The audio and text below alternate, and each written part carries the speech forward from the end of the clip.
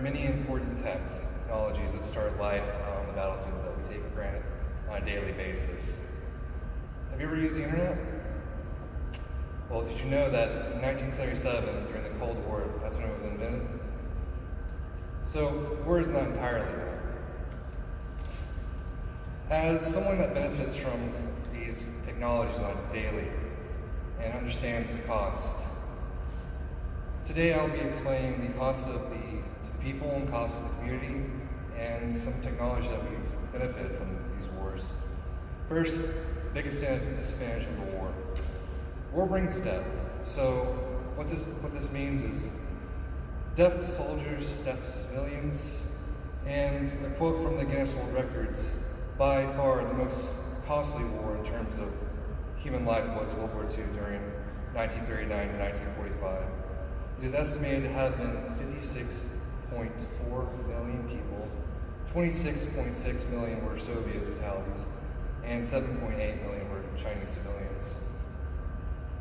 And that's from the Guinness World Records. So death isn't the only thing that happens. Lasting effects, so we have mental effects, PTSD, bodily injuries, people missing legs, having bullets, and then also another one is famine.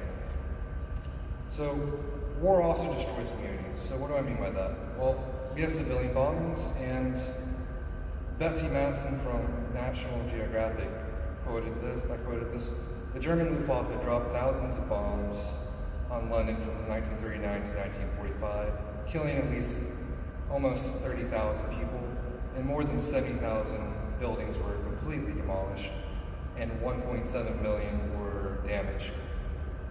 So what does that? That caused displacement of families. A lot of families in London had to move out, had to go to the countryside just for them to be safe. In the United States, we felt the effect. We had a whole bunch of rationing. We had a ration of fuel, we had a ration of food, just a bunch of rationing. And another thing that happens on the home front is fear. All these bombings instilled a lot of fear within the civilians. They had nightly alarms go off with the bombings. So with all of these, war also brings its advantages and saves lives. The first one we talk about is penicillin. Penicillin has saved the lives of at least 200 million people across the globe. EpiPens, did you know when that was invented? 1970. It was for the military to combat nerve agents that could be found on the battlefield. And so they invented EpiPens to counteract this. And now people use it on a daily basis if they have food reactions or any kind of reactions, and it saves lives. Blood banks and transfusions. Did you know when that started? World War I and World War II. So during World War I, that is when they first started using transfusions, giving blood to soldiers, giving people that are injured, that have lost a lot of blood. And eventually, that was a catalyst. In World War II, we had blood banks. And now we use it on a daily basis. So now we have weather radar. Did you know when that was invented?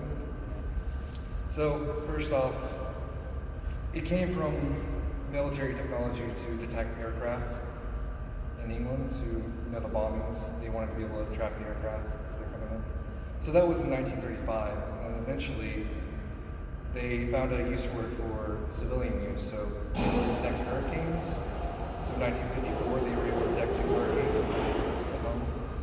So that helped the civilians by being able to get the civilians out of there or protect their homes. So in conclusion, these are the costs and benefits of war. I believe that the benefits outweigh the cost. I believe that the benefits of these technologies outweigh the cost of the war. War is a great cost and should not be entered lightly. We should not actively be looking to start wars, yet sometimes it is necessary.